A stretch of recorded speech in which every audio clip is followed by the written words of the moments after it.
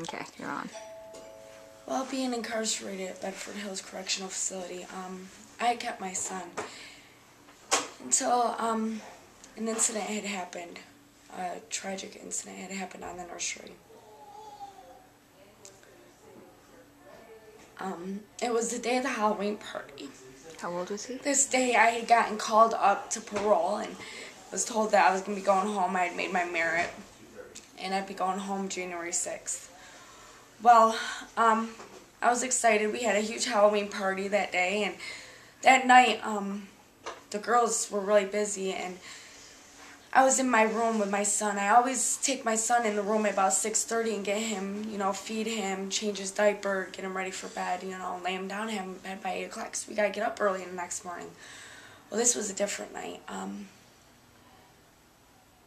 The mothers had allowed their kids to crawl down the hallways, and not so much allowed them. The kids love me, so they make their way to my room, and they just want to be around me. And one of the little ones, because there was 3 other kids besides my son that was in my room, and this never happens, but it happened this night. The 3 kids that were in my room, one of them was hiding underneath my bed.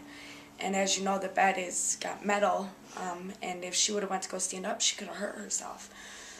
So I went to go put my son in his crib, and I had forgotten to put the railing up, and not thinking that my son was going to roll, and I was in such a hurry to get her that my son had rolled out the crib.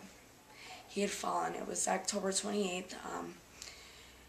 I had told the officer, and I had flipped out really bad. I was really upset about it. I'd taken my son to the hospital. They said he was fine.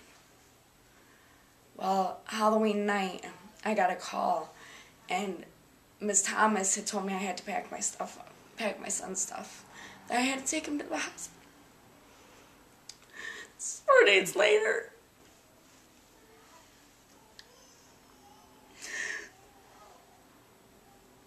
my son had broken his leg.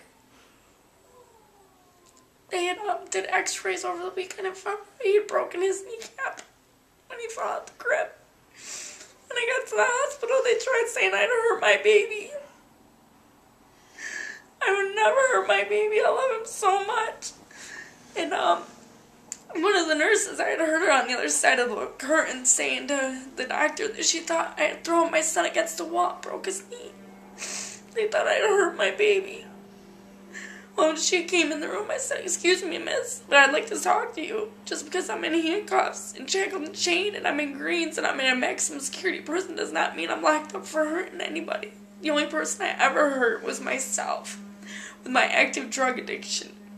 I've never hurt nobody, ever. I've never hurt my baby. And I'm watching them put needles in my son's arm to take away the pain. And they made me leave. They took him and they made me leave my son in the hospital.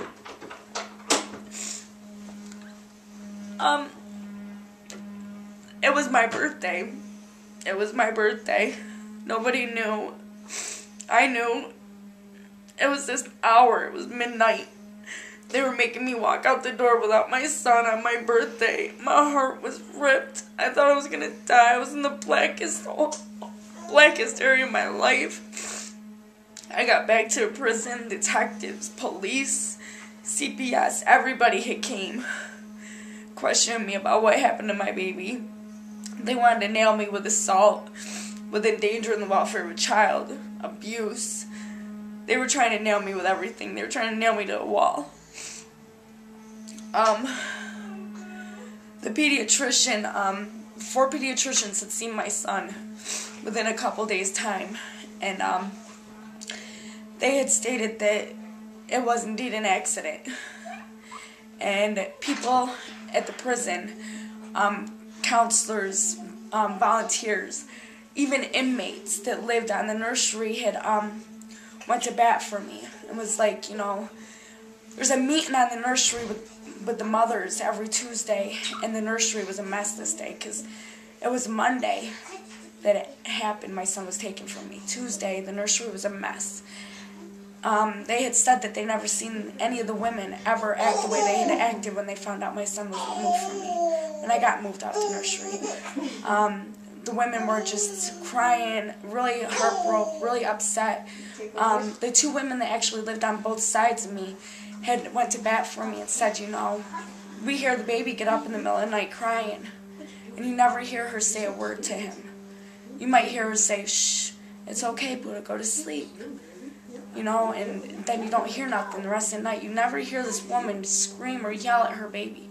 She doesn't raise her voice to any of the kids. She's a good mom. And they just couldn't believe that something like this could happen to a person like me. It's never been shown any signs of violence, ever. And so the 4 pediatricians had stated that this child needed to be returned to me as soon as possible. The baby had a good demeanor. He was very happy. He was very motivated. And a child doesn't get this from nowheres. So obviously he got it from somewhere. He must have gotten it from me. The superintendent at the prison was wondering why they had moved me off the nursery before notifying him. The superintendent and the deputy security was wondering why they had kicked me off the nursery before notifying them to let them know that there was going to be a change in the prison. Several people went to bat for me. Okay, so my son was in the hospital for 4 days. The children's center at the prison had called me down. Alessandra, she had called me down, Mary Bosquick, and my counselor, to talk to me, asked me where my son would be going. And I said, well, my mom's on her way. She's going to come pick him up from the hospital. And they said, you know, Miss Ward, I don't think that's a good idea. Nobody agrees that that's the best interest of the child. Even the doctors at the hospital. I'm like, what? What are you talking about? What do you mean that's not a good idea? He's going to be with my family. Well, Miss Ward, he's going to be 5 hours away from you, and you ain't going to see him until you get out in 2 months. I said, well, you know, he could be in good hands. They said, well, do you think we could find someplace else for him to go? You'd agree on it. And I said, well, listen, I'm not going to allow him to go to foster care. I'm not going to let anybody take my child. They said, oh, no, we'll get a hold of the sisters at Our Children and find out if maybe they'll take him. I said, you know what? They're not going to take him. He's got a cast on his leg. They won't be able to take care of him. Well, they made the phone call. I said, listen, you know, if you can get a hold of one of the sisters at Our Children, if they're willing to take my son, I'll agree to it right now, right this second. I said, okay. Well, they made the phone call, and before the people at Our Children even knew who they were talking about, they said, yes, we'll take them both. They went to the hospital. They picked my son up. Mind you, I wasn't supposed to get out of prison until January 6th. I got a call from parole, and I got called to parole December 15th. And they said to me, Miss Ward, you're going home Friday. I thought they were talking about January 6th Friday. No, they were talking about the next day, the following Friday. I went home December 16th. I made it home just before Christmas. And the second that I was released, I had the sister. She came, got me, Sister Eileen. We went right and picked my son up, and it was just, but that little time that I was away seemed like a lifetime. I thought I was gonna die. Without my son, I was a mess. It was a really bad time. But everything works for the good.